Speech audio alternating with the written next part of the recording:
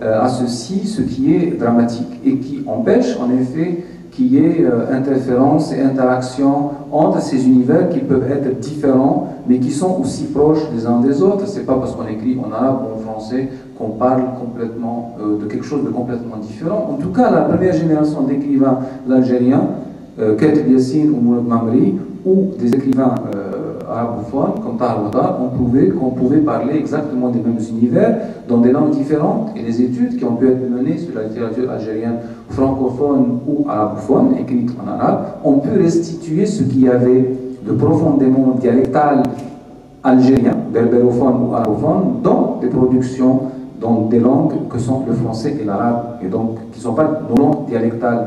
Donc je ne crois pas que notre identité puisse, en tant qu'Algérien, puisse être portée seulement par l'arabophonie ou la francophonie, à moins qu'on soit dans le délire des élites qui veulent, disons, qui veulent paraître plus cultivées, plus arriérées, plus avancées les unes que les autres, ce qui est souvent notre problème. On considère que voilà, le français ou l'arabe, sont les seuls signes de notre identité.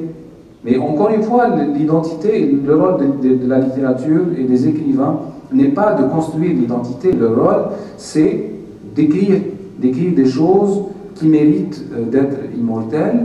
Si, par chance, ces œuvres-là participent à enrichir un débat sur la culture et la langue, c'est tant mieux. Si ça ne participe pas, ce n'est pas grave, parce qu'il n'est pas du tout de la responsabilité des écrivains d'aider les Algériens à retrouver une identité équilibrée. C'est pas leur rôle.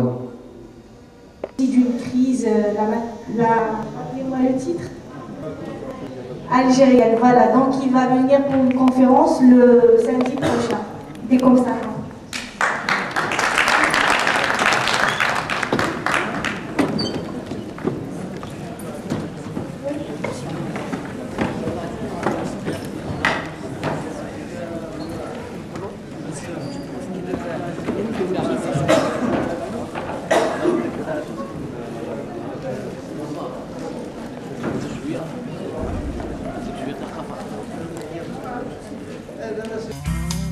Thank you.